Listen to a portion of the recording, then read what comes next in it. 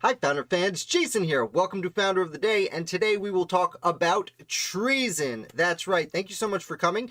While we talk about treason, I do want to note that this is a countdown list of 13 people or persons, and it's subjective. And there's no real good list to make. To be honest, while I was going through looking for treason, I remembered exactly how much accusations of treason there were during the American Revolution. A lot. There was a lot of accusations of treason. So I've narrowed it down to the traitors that I think are worth remembering. Like I said, it's a subjective list.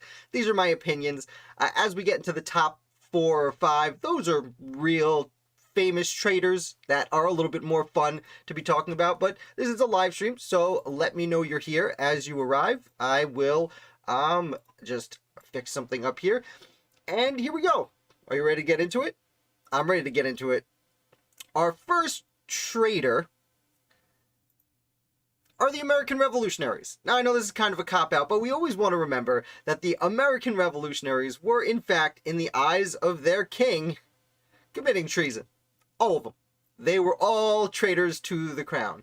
I know, you come to a channel about the American Revolution and you expect the Americans to be the heroes, but we want to stay objective historically, and the best way to do that is to remember that every single American founder was a traitor who was committing treason. I know that's a little bit silly, but I wanted to throw that out there as a reminder, so let's get more into the list. Like I said, the first few are going to be like this, groups of people, before we get narrowed down to the actual individuals. Ultimate Warrior, throwing out a guess, a very good guess. Not yet. Next is the Philadelphia Elite. Now this might sound very strange, but when it comes to the American Revolution, very specifically, the British at one point occupied the city of Philadelphia, and the Patriots ran away. And then the British just kind of up and left, and the Patriots came back. And all those people who tried to stay out of it, the Philadelphia elite didn't care who won because they were going to be filthy rich anyway. So many of the most important families of Philadelphia, when the Americans had their revolution, they didn't say much. And then when the British came to town, they said, hey, yeah, we were with you the whole time. And then when the British left and the Americans came to town, many people of Philadelphia actually did flee with the British, assuming they would be in a lot of trouble when the Patriots came back. When the Patriots did return to Philadelphia, and shortly thereafter, Benedict Arnold takes over, wink, as the leader of, general of the city, now the military commander of the city of Philadelphia. Many Philadelphia Patriots were accused of treason. I shouldn't say patriots. Citizens of Philadelphia were accused of treason. Now, only a handful, only 2, I think, were actually executed for their crimes. Most of these were very wealthy families who just didn't feel like running away when the British showed up and didn't feel like running away when the Americans came back. You'll notice that when it comes to the super wealthy of Philadelphia, you don't see a lot of them actually really leading the American Revolution. You see the ultra wealthy in other colonies and states leading the revolution, not so much in Pennsylvania. Of course, there is Robert Morris. We want to give a shout out to him, financier of the revolution. He was super wealthy, but his family wasn't one of the elite families, as they say. But with that being said, we'll move right along to one more group of people before we start getting to individuals. Shays, Whiskey, and Fries Rebels. I am, of course, referencing to after the Revolutionary War ends. First, there was Shays' Rebellion, which may or may not have been a primary cause of the United States Constitution. Then there was the Whiskey Rebellion. Bunch of western Pennsylvania farmers who were upset that they had to pay a tax on their whiskey when it was adversely affecting them more than the people in eastern Pennsylvania. And they were not very happy about that, especially because they could not trade down the Mississippi River because Spain had blocked off the river. And then there's Fries Rebellion. And Fries Rebellion is not nearly as well known as Whiskey or Shays Rebellion, but extremely important. Fries Rebellion took place during the presidency of John Adams. And it was mostly Germans in eastern Pennsylvania who were unhappy about the way the federal taxes were being implemented. They were counting things like, it wasn't just how much land you had, but how many windows were in your house. That would increase the amount of your taxes.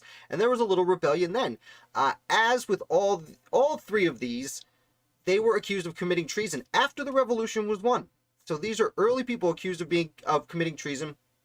They were then, of course, pardoned. Almost all of them. I'm not sure if anyone was actually hung in any of these. Maybe Shays' Rebellion. I don't remember specifically. Let me know in the comments for further details. But I know John Fries was let off. Most of the risky rebels were let off. It was just trying to command power for the new government. And with that, let's move on to individuals. Number 10, Isaac Lowe.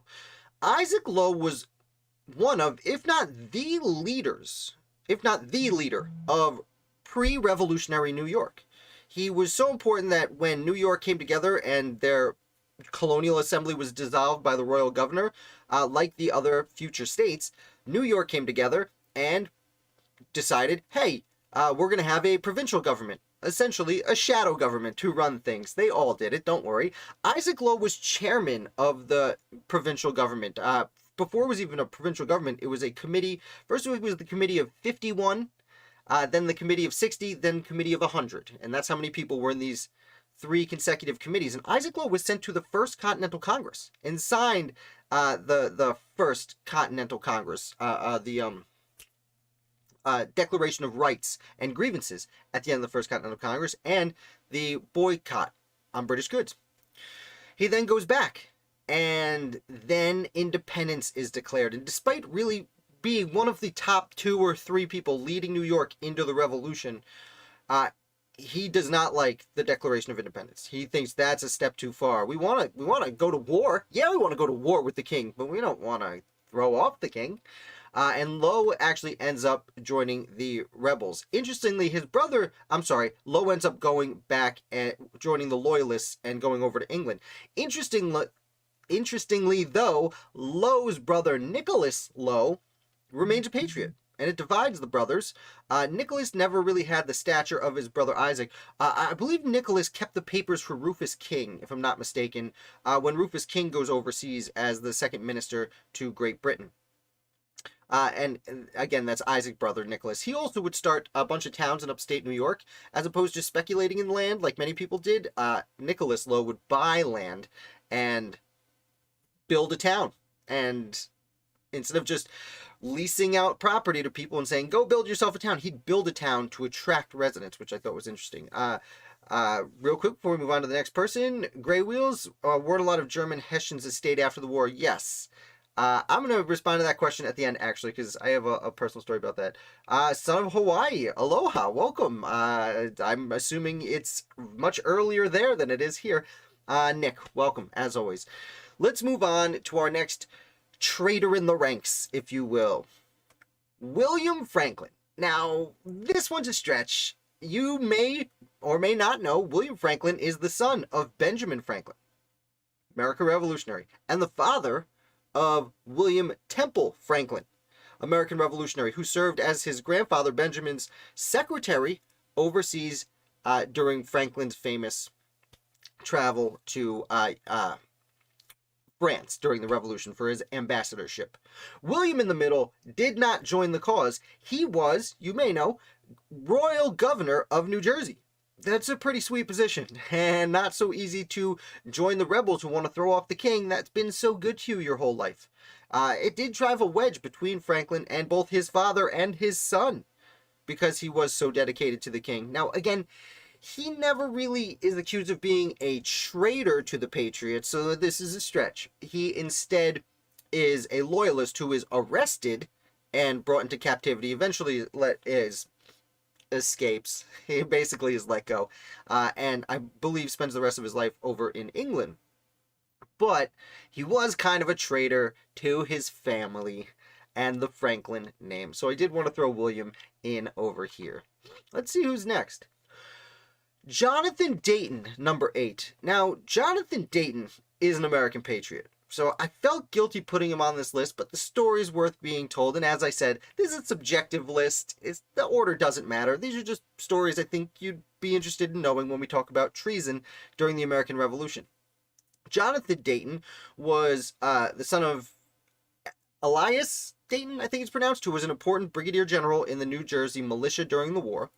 Dayton himself serves valiantly during the Revolution, despite being very, very, very young. He's like 16 or 17 when he joins the Revolution.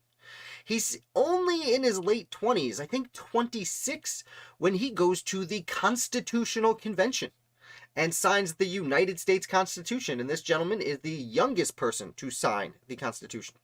He then works in the federal government, excuse me, for in Congress for several years and becomes a leader, early leader in the federal government until he gets to about 1804. You see, Jonathan had a friend, and he invested money in his friend's adventures in the West. And this friend, who we will be discussing later in this video, well, got accused of a little bit of treason. And because Jonathan Dayton had invested in his friend's treason, he was also accused of treason. Now, to be fair to Dayton, he was cleared of treason, and that's why he probably shouldn't be in this video. He was cleared of all wrongdoing. All he did was loan a friend money. He wasn't real certain what it was going to, but he was told he'd be paid back. What's wrong with that? That was his defense, and it worked out for him. That being said, his name was destroyed in the court of public opinion, despite not yet being 40 and having accomplished so much. And he, at a time where your name was everything, he slunked. I don't know the past tense of slink. He slinked away and remained in private life for the rest of his life. Son of Hawaii asking, wasn't he the Speaker of the House? I do believe he was the Speaker of the House. I forgot to look up his particulars before we started this video. So I do believe he was Speaker of the House. I believe he was in the U.S. Senate after the House, but I'm not 1,000% sure on that. But yes, that does sound right. He was an extremely important member of the early federal government. Nick, did William and Benjamin ever talk or write to each other after the war was over? Nick, great question. I'll bounce back to William Franklin on the screen. William and Franklin did correspond briefly, and it seems that they were dancing around making up, but Benjamin was really, really hurt that his son didn't join the Patriot cause. Probably do a whole video on just that topic alone. Even more interesting, actually, was William Franklin lost touch with his son, William Temple Franklin. Although William spoke with his son more than he spoke with his father, Benjamin.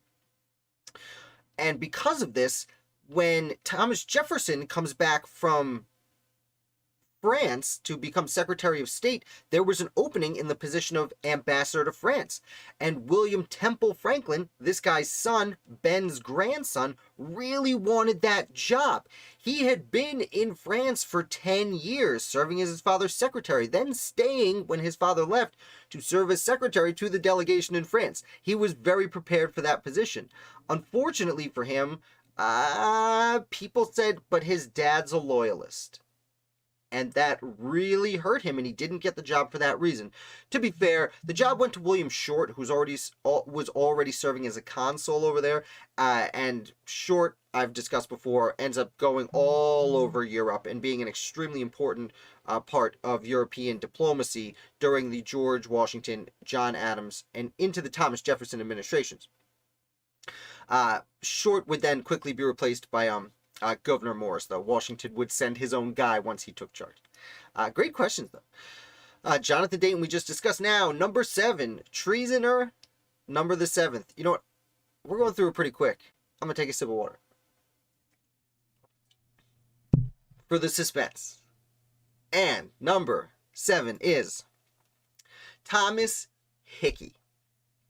Thomas Hickey is the first one that we're going to be like, this guy's a traitor. Thomas Hickey has treason all over his face.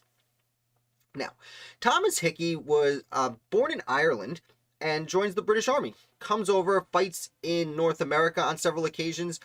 During the French and Indian War, he actually acts as a personal aide to Sir William Johnston, Sir William Johnston was the leader of upstate New York. He was friendly with the Native American tribes. I believe he married a Mohawk woman, though don't quote me on that, and I'm a little embarrassed. I don't remember which nation she was from. Johnson's son would be important for the British during the war. He was close with Joseph Brant, the Native American who would be important to the British during the Revolutionary War. Thomas Hickey served as Johnson's personal aide, a really high-level important position for a young man trying to make his name in the army. Then the Revolutionary War breaks out, and Thomas Hickey seems to be joining the Patriots. In fact, he does join the Patriots, and he is put in Washington's Lifeguards, run by Caleb Gibbs. Washington's Lifeguards was kind of like a secret service. They weren't lifeguards for diving in the water. They were to protect George Washington's life. They were to protect his headquarters, either at camp or whichever building he was in, and they were to protect the money of the Continental Army. So he is in the secret service of his day. It is the elite of the elite he makes his way in, which is why he goes from being an officer to essentially a private. He's a private in the Lifeguards. And we have Son of Hawaii calling out the answer here. What happens is Thomas Hickey ends up being, as Hawaii puts it, busted for counterfeiting. He is passing around fake Continentals. Now, the Continental, when it was created, was not a very great currency. To be fair, at the time, really any currency could just kind of be created by a rich person and say, yeah, it's backed on I'm backing it with all my money and holdings.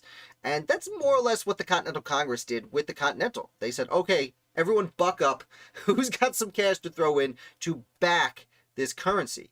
And unfortunately, because they were just kind of printing a currency, it was super easy to counterfeit. And counterfeiting was a major problem of the Continental. Thomas Hickey was taking advantage of that problem, and he was busted for it.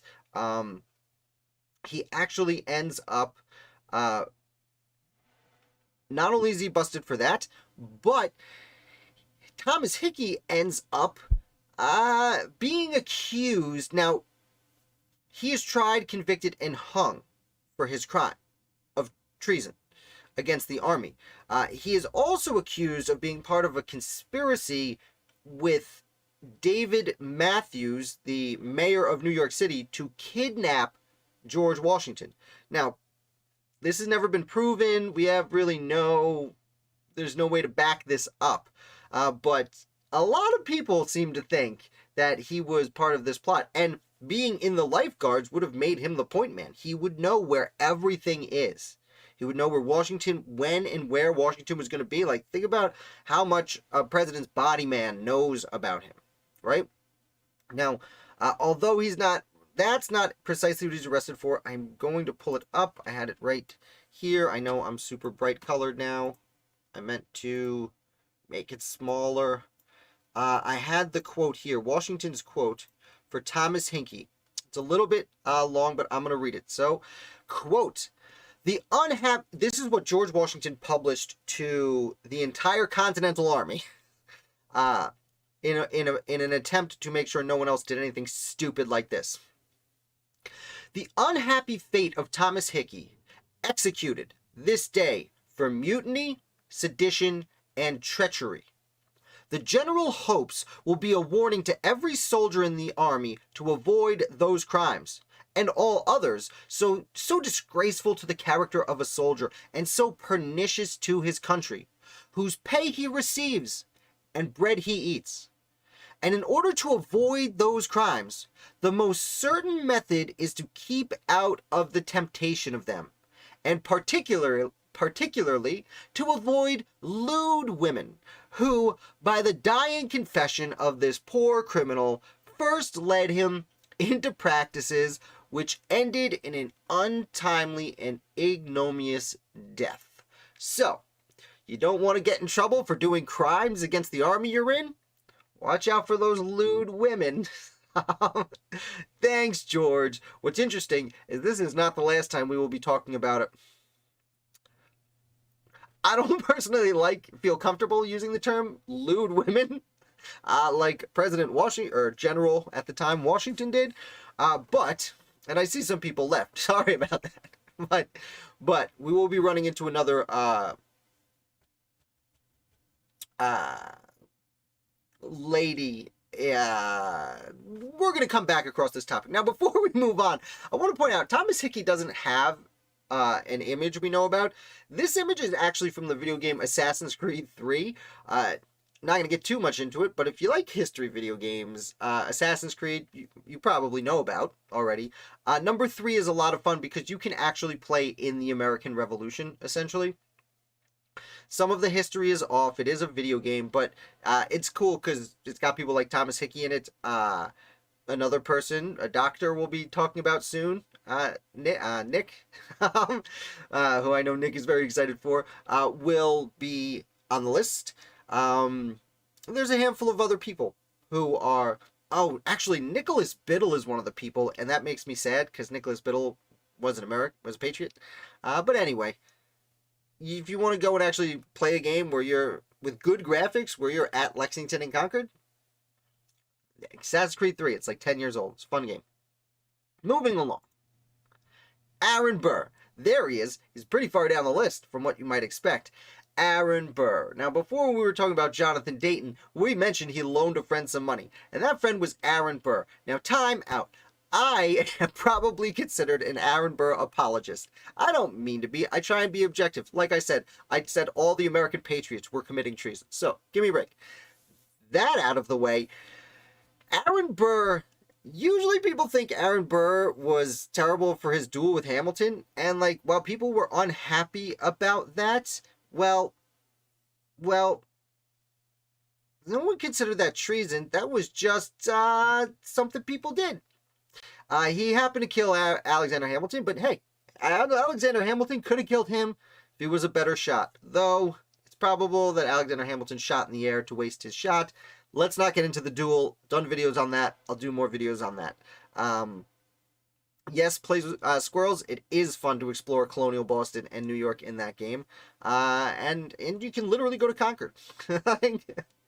Hawaii, I think this is your first time. But, Hawaii doesn't seem to care for Aaron Burr at all. You might not like some of my opinions on Aaron Burr, but I do remember. Here it is. We talk a lot about Burr here. If you're new here, Hawaii, definitely check out this book by Nancy Eisenberg. Is it Eisenberg? Yeah, Fallen Founder, about Aaron Burr. It's interesting. It might lighten you up on him a little bit, to be honest. But let's talk about his treason. So, other than the treason, so I'm gonna make this story very short, but essentially, Aaron Burr, after he kills Hamilton, is still vice president of these United States of America, but he was running for governor of New York. Now, he'd already been replaced as vice president in the next election by George Clinton, who actually helped start Burr's career as a politician, or really get it going. Burr, now not with anything to do with his life, goes out west. Now, we're not entirely sure what he wants to do. What he is later accused of is going out and attempting to collect a militia to do what was called a filibuster in New Spain. Now, a filibuster is not what we think of it today. It was getting an army together, going across the Mississippi, and invading Spanish territory. Maybe Texas. The discussion was that Aaron Burr wanted to go cut out a whole bunch of Texas and become emperor of Texas, and maybe even attack the United States and invade the United States. Now, the reason this story was plausible is this is the early 1800s, but for the previous 20 years since the Revolution had been won, people west of the Appalachian Mountains, in Kentucky mostly, but also Tennessee, the Ohio Valley, parts of Pennsylvania, were really upset that Spain was not letting them trade down the Mississippi. As we said earlier, the Whiskey Rebellion broke out in large part because the farmers in that area wanted to ship their corn or wheat or whatever you make whiskey out of. They wanted to ship their goods down the Mississippi, but they couldn't afford to with the high tax Spain was charging. So what they had to do was distill it into liquor, because that it would last longer and they could move it across the land and the mountains to the East Coast to ship it out. And that's why the whiskey tax made people very angry. This is still 10 years after that. People are upset. Additionally, during the 1800s, during the 1780s, you have Citizen Jeanette sending people to that area, trying to rally people up to fight for Napoleon, and getting them angry at the Spanish. But you have the Spanish coming in and trying to get them to like the Spanish and saying, listen, if you guys would just cede the United States and join Spain, you wouldn't have to pay any taxes. Now, that's the scenario we're in right now. And I am going to talk a little bit more about that with our number 2 guy. But Aaron Burr goes out there and he doesn't make his intentions clear. He's being very shady. He is accused of, like I said, attempting to go and do a filibuster and attack and start a nation on the other side of the Mississippi. He is called out for that. He is brought back to Virginia, I believe it's in Richmond, where he has his trial, where new Chief Justice John Jay is sitting, and they find Aaron Burr not guilty of treason. Supreme Court found him not guilty of treason. Now again, call me an Aaron Burr apologist, but I'll remind you that John Jay and Bushrod Washington, who were leading the Supreme Court at the time, were very much Federalists. They were very on the other side of the aisle from Aaron Burr, but they found that he did nothing to warrant treason. Call me an Aaron Burr apologist. Sorry, it's just the most fascinating. He's arguably the most fascinating person in the American Revolution. Everyone hates him, and he was the 3rd vice president. And he never did anything. He was never convicted of a crime. But he was in the court of public opinion. And he has to go over to Europe for several decades before coming back and having just a lot more interesting life. That's all we're going to say about Aaron Burr. You guys know a little bit Aaron Burr. Why don't we bounce over to number 5, 1, 2, 3, 4, 5th, Benjamin Church. There it is. There it is, Nick. I know Nick has been waiting for Dr. Benny Church to show up all the live long day. So Benjamin Church was in Boston, a physician leading up to the Revolutionary War, an important kind of middleman of the protesters. You know, he wasn't like a John Hancock or a Sam Adams or even a Joseph Warren who were at the top, but he was pretty close. I guess Warren is a pretty good thing to associate him with when it comes to their level of society. Again, this was a point in time where your place in society was extraordinarily important. My friend Christian Despina, in his book Founding Martyr about Joseph Warren, actually is a good part at the beginning. I shouldn't say actually. The whole thing's good. But at the beginning has a part where he's discussing going to Harvard and how you were given a number when you went to Harvard that based on your place in society. If your dad was the wealthiest person in Massachusetts, you were number 1. And if you were like a poor farm boy who was super smart and we're gonna let you in, you're number 200 something. You're literally, and that like affects where you sit. It affects the apartment you can rent, and that's just in college where people are already rich. So Benjamin Church was a doctor and pretty high up in society. He wasn't running around with the mob, but he was respected by the mob. And they had literal mobs. But Church, because of his place, when the war breaks out, he goes to see how he can help the Continental Army. When George Washington shows up to essentially create the Continental Army out of all these militias that had showed up outside of Boston, Benjamin Church is appointed the first physician and surgeon general of the Continental Army. I believe that's the title. Someone, Nick, you're on it. Check out. Let me know what the exact title is. It's lengthy. I believe it's physician and surgeon general of the Continental Army, which means he is in charge of all doctors.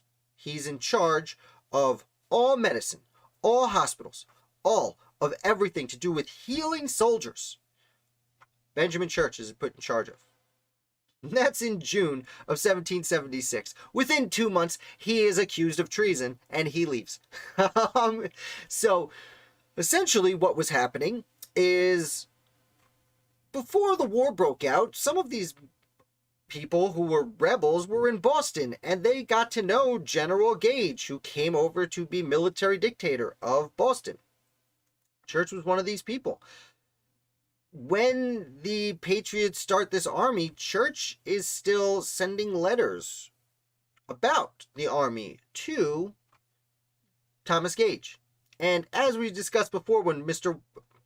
General Washington brought up lewd women, that's probably not right. But Benjamin Church had a mistress, and he was giving his letters to the mistress to give to General Gage.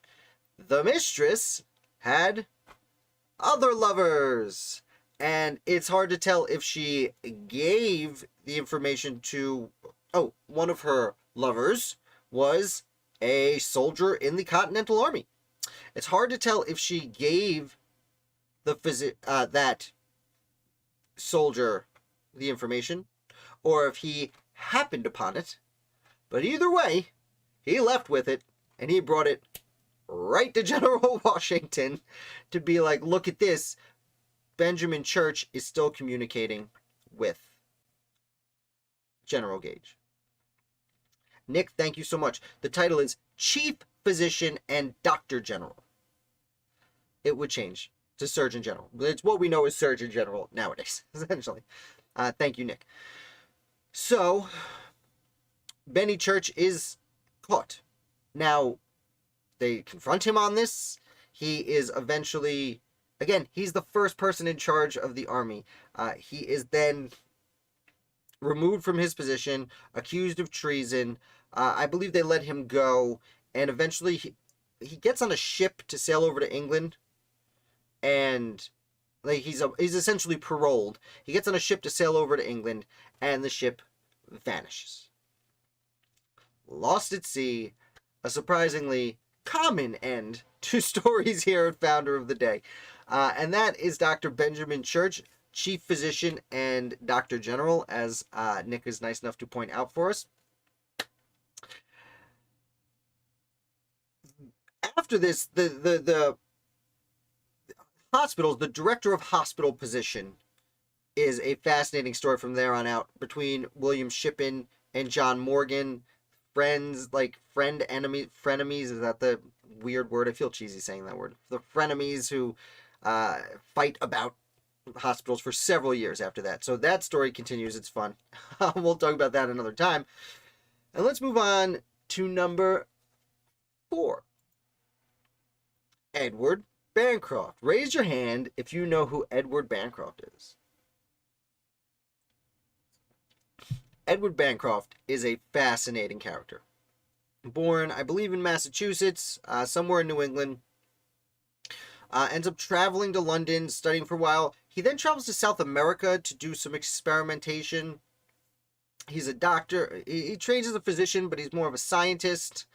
Goes back to London, spends a ton of time in London, makes friends with Londoners. And then the Revolutionary War breaks out. Now, Edward Bancroft is friendly with the Americans living in London at the time. And there is some problem called the American Revolution. Bancroft is slow to join and help his friends. It's during this time that he is contacted by his friend, Benjamin Franklin, can you please go to France to help my friend Silas Deane? Now, before famous Ben Franklin goes to France, the Americans, the secret committee, sent a gentleman named Silas Deane. If you watch this channel for more than 5 minutes, you've heard about Silas Deane, the most underappreciated of all American founders. Sad story. Bancroft is then approached by the British government, who says, hey, we understand you are being contacted to go help the Americans. And he's like, no, not me. No, don't arrest me. And they say, no, we want you to go. We want you to be a double agent. We want you to be a spy for us within the American delegation. And he does. He would go, I believe it was every Tuesday, they would hide messages for him in a a hole in a tree in Paris, and he would take his messages and put his in the bottle and switch them out and leave. And that's how they communicated for several years. And he was secretary to first Silas Deane, and then when Franklin shows up, he is secretary to the American delegation in Paris. He's in the room when the Americans get the French to agree to go to war with Britain. He's the first one working for Britain to say, oh, he's there when the Declaration of Independence shows up and is given to France. He is there when they negotiate the Treaty of Paris. He's there. He's in the room pretending to be an American when the Americans and the one British dude sign the treaty to end the war. He's a spy the whole time. Edward Bancroft is never caught for his treason. He goes back to London and lives a happy life. It really works out for him. Of all the people in this story, he is the guy it works out for. Interestingly, yeah, I see people getting the answer right over there. Interestingly, if you've ever watched the John Adams miniseries from HBO, Edward Bancroft is in that, but he has zero role in the story. He simply is. Franklin goes, have you met my secretary, Mr. Bancroft? And he nods. And that's it. It's one of the things I love about that miniseries when it comes to American Revolution stuff is he literally they're just like, this is my secretary Bancroft. And he nods and that's it. And I sit in there like, oh my God, that dude's a spy. And they don't even talk about it in the entire show. So, I will say they do Charles, is it Charles Carroll no, the guy from South Carolina. Not Pendleton. Rutledge. They do Thomas Rutledge a bit of a disservice in that show, but everything ever made about the Declaration of Independence has done Thomas Rutledge a disservice. For some reason, one person chose him to be the fake villain. I think it was when they made the play 1776, and ever since then, he's been the bad guy for no reason. Took half a century. Yes, the only reason we know Thomas Bancroft is a traitor, it took more than that, Nick, I think. I mean, I shouldn't be picky about it. Yes, it was like the 1850s, 1870s. The British government just made public some of their censored papers, and someone was like, holy moly, this guy's a spy. Oh no. Yeah, so that's that. Nick saying John, yes, Audrey, it is the best. Nick Dickinson, yeah, they make him seem to be a bigger Dickinson than he actually was. He was slow. He did not sign. He absented himself from the Declaration. It's funny. I think they did a really good job. You know what? We'll talk about that at the end. Let's continue with Traitors. I will be happy to discuss some of these things in the future, but we want to stay on track. So we're up to number. Oh, Bancroft has been accused, though there's no way to prove this, and a lot of people disagree with it. Most historians disagree with what I'm about to say, but I want to put it out there. Silas Deane, when he was on his way back to America in the late 1780s after being disgraced and finally going back to his home, is on a ship and he dies. And some people think he might have been poisoned. And some people think he was poisoned by Edward Bancroft. Now again, we can't verify that. That is, how do you say, I don't want to call it conspiracy theory, but it's hot gossip. But he's a traitor, so who cares if we slander his name? Oh, that's so mean. I'm sorry, we're objective here. We're talking about history. Number 3. Charles Lee. Now, if you're joining us late, this is a subjective list, and I'm just, this is my order of people I would consider traitors. Charles Lee was a major general of the Continental Army. Charles Lee was the second highest ranking person in the Continental Army for a substantial portion of the war. I'm looking this way to check my mind. So it was George Washington, and then it was Artemus Ward, Charles Lee, Schuyler. But Ward, goes to ill health anyway. Anyway. I know this is going to make some people mad.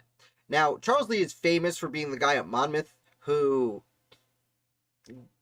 gets yelled at by George Washington for doing a crappy job. Actually, to be honest, that wasn't really his fault. He was helping, his name escapes me, but his captain of artillery was moved. Some people thought a retreat was being ordered and it wasn't. He never ordered a retreat. So don't get mad at him for that. What you should get mad at him for is when they're moving from New York out through New Jersey and he decides to, instead of staying with his army he has under his command and army, he leaves it. Leaves his army to go sleep in a nice house a few miles away. And even being told that the British were close by, he said, that's okay. I'm going to leave my army and go sleep by myself in a house. So he was taken pretty easily that night by the British army. And although I shouldn't say the army took him, a segment of British happened upon him, essentially. He was taken and he was held captive for over a year. The number at the time 3 commanding general of the Continental Army. This is something we would say is not great. And while he is in captivity, he's hanging out with his old friend, General Howe. They've known each other for years. Used to be in the British Army together. And Charles Lee actually writes up plans for General Howe on how he would defeat the American army. Now, luckily, General Howe didn't follow his plans, but he literally planned out for the British commanding general the best way to defeat the Americans. I don't know why that story doesn't get more play. Certainly seems like we should be talking about that a lot. He's never accused of treason. He eventually, because of Monmouth, later he goes to Monmouth and everyone's mad at him for that, including George Washington, which that wasn't really his fault. Like I said, I will defend him when he deserves to be defended, but that is one of the highest acts of treason, from my perspective, of the American Revolutionary War. No one seems to care about me. Now you guys are forced to care because you're watching the video. Yes, he was captured. Was it Bannister? You know what, Nick? It might have been Bannister Tarleton that actually captured him. I think you're right, because it's early in the war.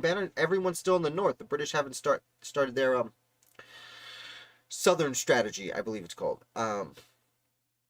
He likes to biovac the way my son camps. Has to have room service. Yes, he cannot.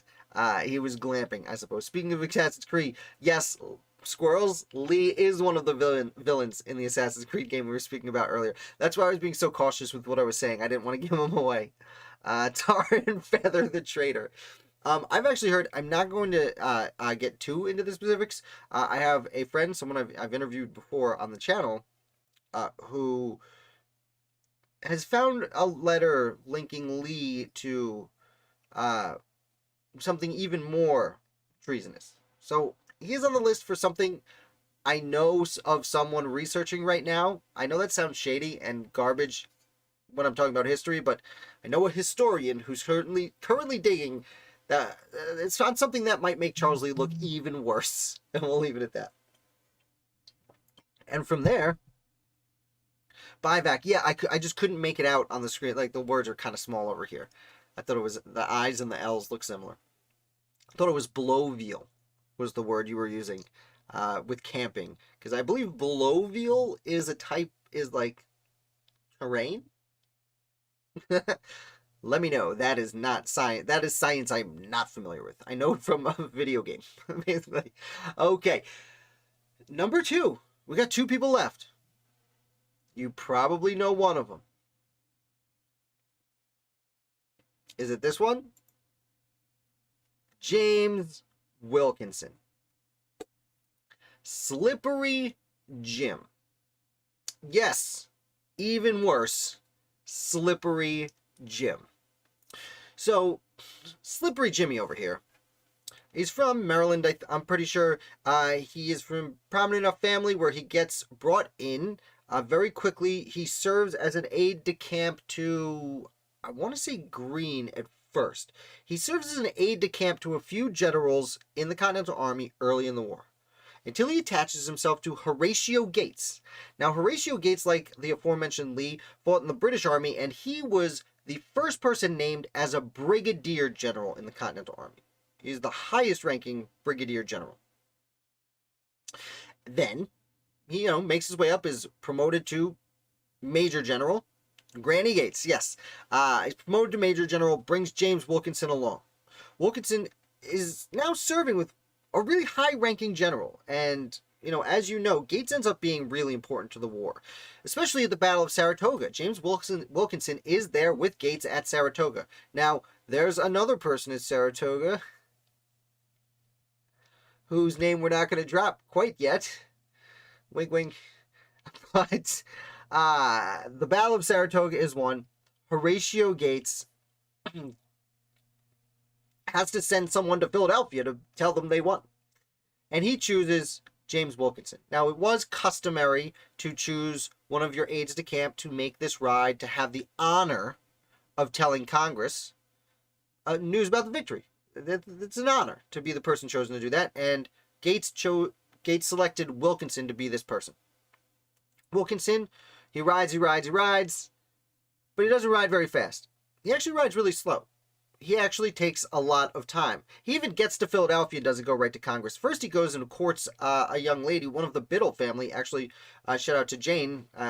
There's a Founders fan, Janet. I'm sorry, Janet, who is a descendant of the Biddle family, and she sends me lots of information about the Biddle family all the time, which I love. And I'm hoping to do a family tree of the Biddle family soon.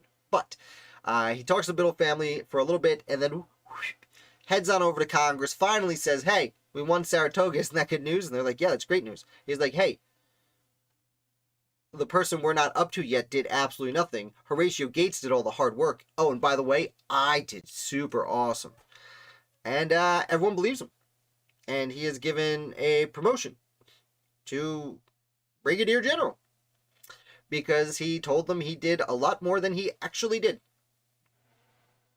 Now, that's not a big deal. That was actually kind of common at the time, but I did want to throw that story in there, because after the Revolutionary War ends, well, James Wilkinson is one of the handful of people who sticks around with the Army. In fact, during the Northwest Indian War, he is sent up and does a great job. He's a really good field general and does a great job during the Northwest Indian War. Now, he has a little bit of a conflict with a certain Mad Anthony Wayne. Mad Anthony Wayne's an American hero.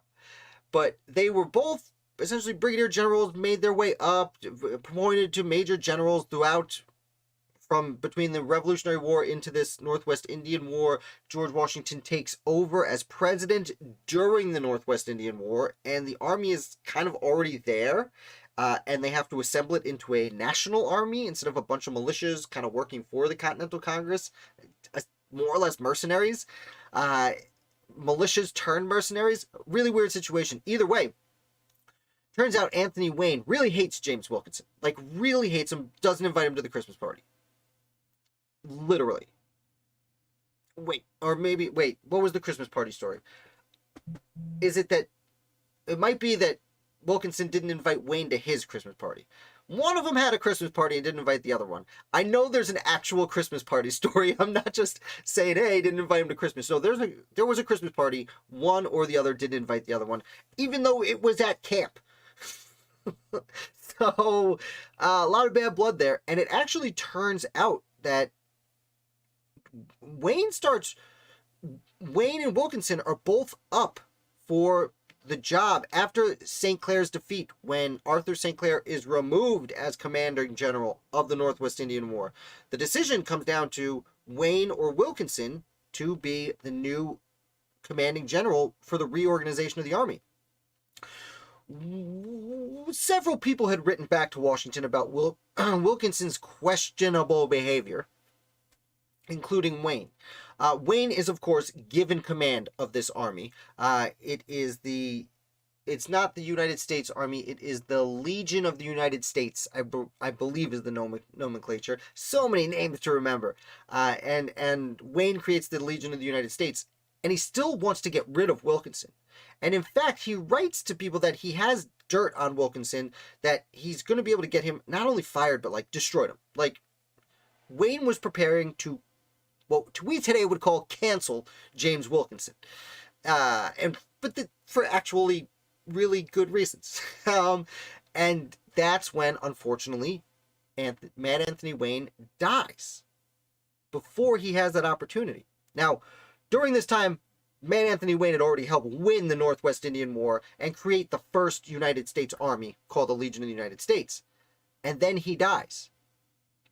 And now the United States needs a new senior officer in charge of the United States Army. And George Washington chooses James Wilkinson. This isn't a great idea. This is a questionable idea. People already didn't like him a lot. So Wilkinson ends up going down to New Orleans. He spends most of the rest of his career in New Orleans. Well, no, that was after the Louisiana Purchase. Eventually he makes his way to New Orleans. He's mostly out in the West, running the army out there. It's about this time he is approached by the Spanish. I will remind you that although the Americans did get everything to the Mississippi and the Northwest Territory, which Wilkinson did help to win, everything west of the Mississippi was Spain. So he's approached by Spain in the late 1780s, and they say, hey, we understand you're having some problems over there with your America. How would you like to give us information? And Wilkinson said, espionage against the United States? Yes, please. And he signs up, and he is paid by Spain to be, codename, Agent 13. While he is the leader of the United States Army. This is one of those stories that I don't know how everyone doesn't know. Not only was the leader of the United States Army, the official term is senior officer. Technically, the president is commander-in-chief. President's the leader, but the president's got a lot of stuff to do. He appoints a senior member, senior officer, the highest-ranking officer in the Army. And he would be in this position for the better part of 20 years. Now, to be fair, his communications with Spain were off and on throughout his career. But then eventually, someone comes through. Some guy named Aaron Burr. That's right. Just after Louisiana Purchase goes through and Wilkinson goes and makes his headquarters in Louisiana, Aaron Burr is coming through. And remember how Aaron Burr was accused of treason? As we discussed, Supreme Court absolved Aaron Burr of all treasonous activity. You know who accused Aaron Burr of treason? James Wilkinson. James Wilkinson accuses Aaron Burr of treason. Yeah. Has him arrested. Sends letters to Thomas Jefferson, who is now president. And he is still senior member of the He was senior officer of the United States Army while working with Spain through Washington, Adams, Jefferson, Madison. Has the former vice president, Aaron Burr, arrested.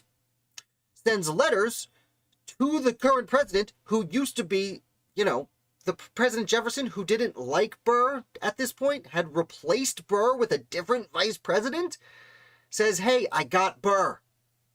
He's committing treason. And Jefferson says, sweet, bring him to trial. And they bring him to trial. And Wilkinson presents some letters as evidence. And the Supreme Court, John Jay, Samuel Chase, Bushrod Washington, the other justices, they look at these letters and they're like, did you forge these? And James Wilkinson is on the stand and basically, I'm paraphrasing, says, yeah. He didn't commit perjury because he admitted he forged them. Then he tells a story that no one else can corroborate about Aaron Burr. So he forged letters from Aaron Burr in an effort to get the former vice president accused of treason. Because everyone didn't like him because he's the one who accidentally killed Hamilton. I said accidentally. It was on purpose, but we're not going to go over there. James Wilkinson, serious treason. Now, on a lighter note, he eventually is replaced as senior officer of the United States Army during the War of 1812. I believe he's replaced by, I believe it's Henry Dearborn, former Secretary of War, comes out of retirement. It's Dearborn, right? Comes out of retirement to take over the Army. And he, since he had been Secretary of War, he technically had a higher rank. He also had a long-standing higher rank from the Revolution. So he gets replaced. And Wilkinson, to be fair, travels to upstate New York and does a magnificent job helping win the War of 1812. He's one of the most impressive generals in that war. He was I said before, he was a really good field general. Like, men followed him. It's one of the reasons he could get to the position he was in the Army, even though he seems to be kind of a jerk if you look that way. That's the story of James Wilkinson. With that being said, it's time to get for number one. You know who it is. Say it with me now. Benedict Arnold. Now, to be fair, after the story I just told you, I really wanted to make Wilkinson number one. He had decades of treason. He was paid by another nation while the senior member of the United States Army. But Benedict Arnold did something no one else did. He put thousands of men's lives in danger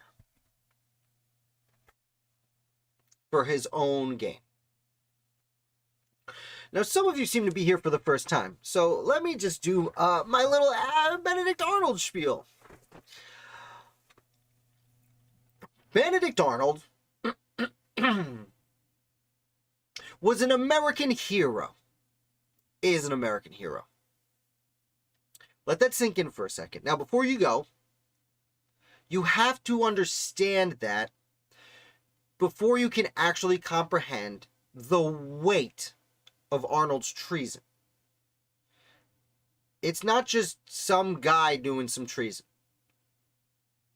It's Eisenhower during World War II saying, you know what, guys, I think I'm going to go fight for the Nazis right now. Like, or someone said Patton. I heard someone once put him next to Patton. Arnold wanted power. He wanted to impress people, but the way he wanted to go about it was on the field. Like I said before, we were talking about Saratoga. Like, this is a guy who was wounded 3 times. He lost several horses underneath him. One of his legs would be shorter than the other for the rest of his life because of the wounds he suffered in the field. Men would follow him. He could inspire. And when you are walking in a line towards another line of people, shooting to pick each other off, you know, and even more than that, when everything breaks loose and you are bayoneting people left and right, to be able to inspire people to risk being bayoneted themselves, I don't like to... I'm not trying to stand for Benedict Arnold right now.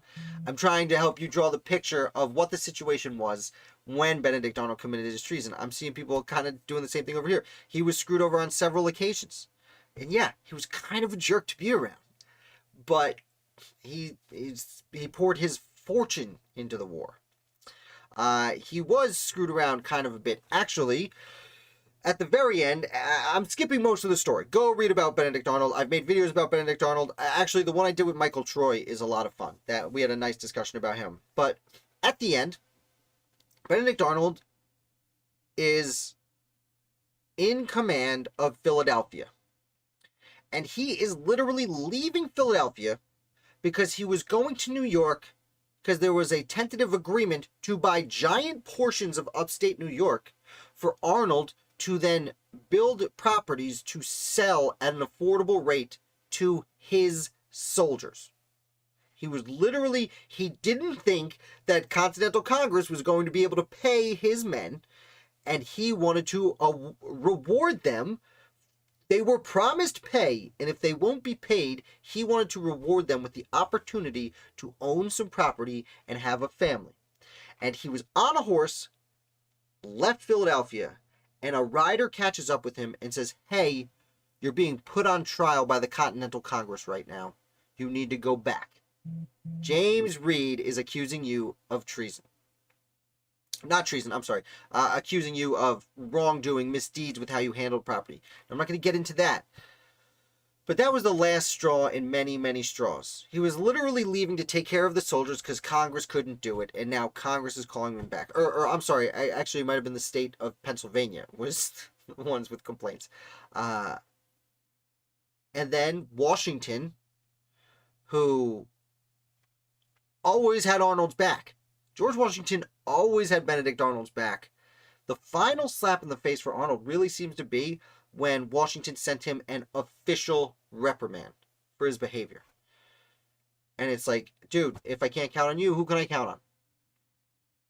And then he goes ahead and does his Benedict Arnold things and tries to sell out West Point.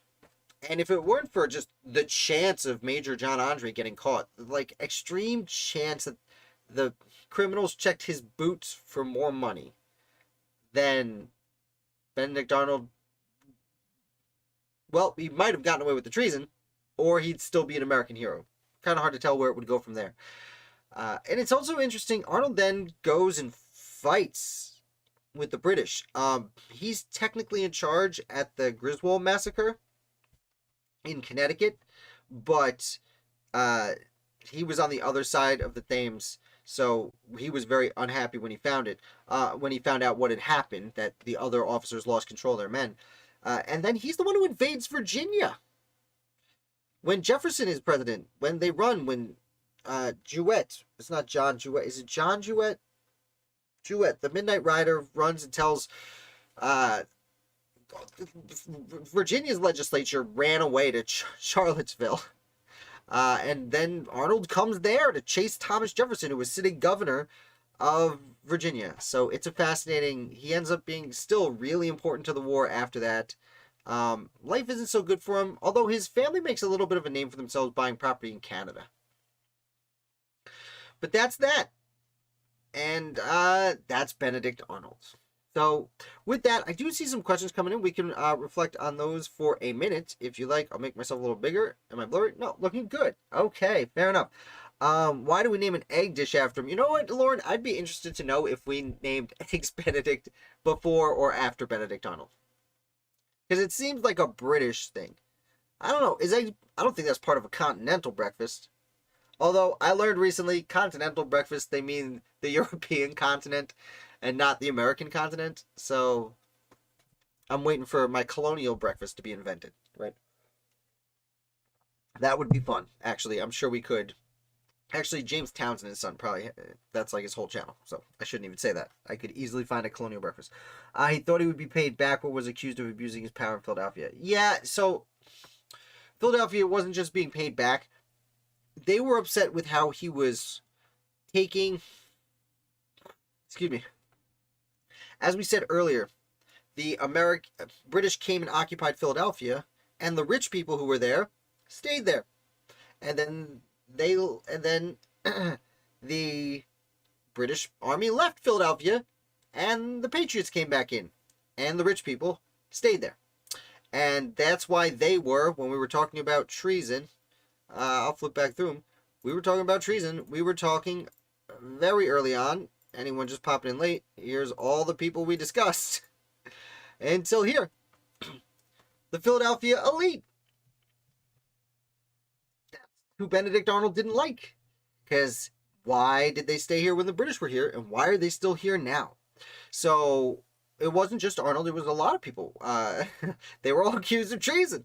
A lot of accusations of treason at that point. Arnold would go through and requisition certain properties that were owned by people whose loyalties were questioned. But he'd sell it back to you for the right price. He would also use some of the confiscated things as his own. Now, his argument at the time was, well, I'm governor of the city and the state. I am military governor of this city. And a governor needs to be treated with a certain respect. Remember, Arnold always wanted respect at a time where, as we discussed, your level in society, your name, your honor. We spoke about Jonathan Dayton, whose name was slandered despite all he did. We were talking earlier about getting into Hartford, and based on the money your dad had, your literal number where you were in class. Your station in society was very important. Arnold wanted to go up in society. He was a military governor, so he should walk around dressed as a military governor. His leg barely worked from being wounded in the field. He wanted to ride in a carriage. That's military governor. That's what governors do. So he would take these things. A lot of the things, he took over a house. He would put the stuff that was confiscated in his house. His argument was, I'm not doing this because I want to take all this stuff for myself. I'm doing this because if I want to be if the army wants the military governor to keep the peace, he needs to be respected by both the citizens and his men. And to do that, to be at this point, you need to be at a certain point in society, and my home needs to be decorated in a certain fashion. I know it sounds like I'm defending him right now, but I'm not. I'm just trying to objectively explain, that's where Benedict Arnold was coming from. And I'm going to stop standing for Benedict Arnold. Now, if you guys have any questions or anything else you want to talk about, let me know. There was something I breezed by before, and it was John Dickinson. I don't remember who Nick brought up John Dickinson, and how he was kind of the bad guy in the John Adams miniseries. And it's like, yeah, he was kind of the bad guy in the miniseries, but not in real life. He was the guy who was giving them feedback on independence, pushback on independence. And for us, watching a movie about American independence, we want to see it happen. And the guys who are against independence, they're the bad guys. But it's it's not that easy. John Dickinson is one of the good guys. Side note, with history, there are no good guys and bad guys. They're just people. Some of them do good things sometimes. Some of them do bad things sometimes. When it comes to good guys, John Dickinson is pretty dang close. John Dickinson was the Pennsylvania farmer who wrote some of the earliest, most popular propaganda promoting rebellion against the King of England, all the way back in the 1760s.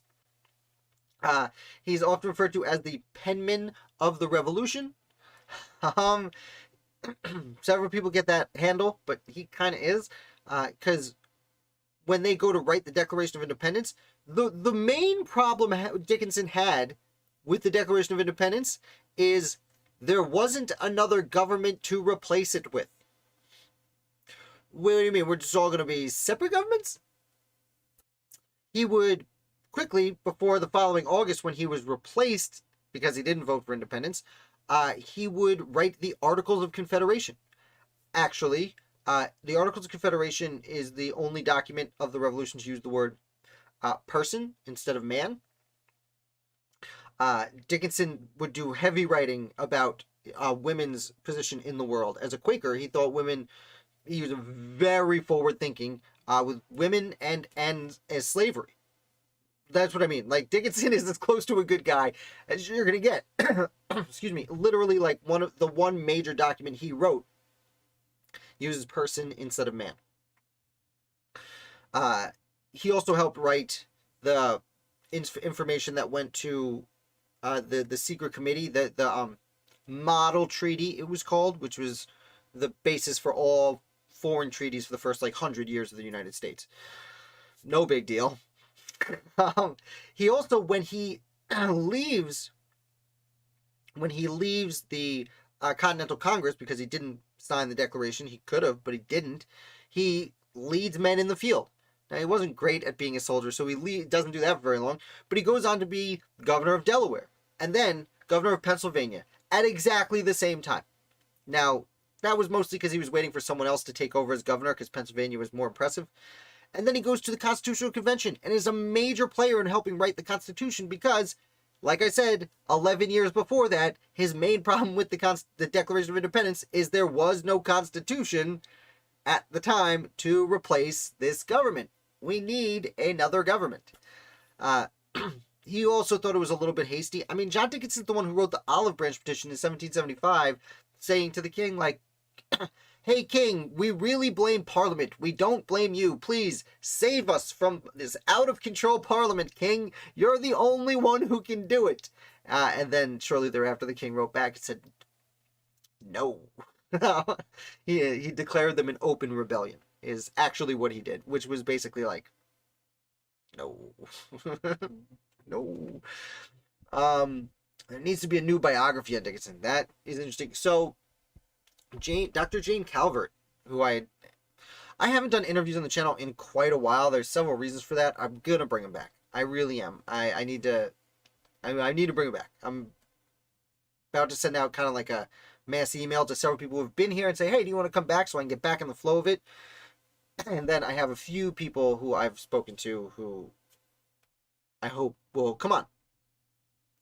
That being said, Dr. Jane Calvert came on several times talking about John Dickinson. She is in the process, her team is in the process of producing the letters of John Dickinson, or the papers, I should say, of John Dickinson. I think it's select papers, but only a few founders have actually had their entire works published. John Jay just got his works published like 2 or 3 years ago for what I understand to be the first time. It's an undertaking. These people would sit around all day writing letters, sending them all around the country, all around the world. John Jay especially, he was a minister of foreign affairs, like around the world. So to collect all of their papers is quite an undertaking. So I think she's doing select papers, but it's a lot of papers. But yeah, Dickinson's a fun character. So unless there's any other questions, I will close on with Squirrels as Assassin's Creed is a very fun game, a very fun series of games. If you like history and video games, I recommend them. Not everyone loves them, but if you... Assassin's Creed 3 is fun, because you can literally just walk around a pretty good... The graphics are pretty good, walking around like a half-burnt down 1776 New York City, or an old-timey Boston. So even just for that. And like I said, there's weird history, so you're there for like... I shouldn't spoiler alert it. I should spoiler alert. I know none of you are going to play it, but like you're there for like the Boston Massacre. Now things don't go down exactly the way we're told. That's part of the game. Things are a little different, but you're there for it. It's super cool. Same thing with Lexington and Concord. You're actually riding your horse back and forth at Lexington and Concord, saying fire, fire, move forward, fire. It's pretty sweet. Unless there's anything on Nick. Oh no. I already read that comment. We already talked about Dickinson. So, it looks like you guys are done with the comments. If you want to hit like on your way out, that would be number one, fantastic. I really appreciate that. If you want to support the channel, check out Patreon. I do videos there once a week. I am probably doing this one on Tuesday instead of Sunday this week. We've been a little off. March is weird for me. My wife is like out of town a lot for work. So, even right now, technically, I put my kids to bed. And I'm here. They didn't wake up. We did it. Success. So, yes, in a way. Thank you for finding me. I'm glad you found me too.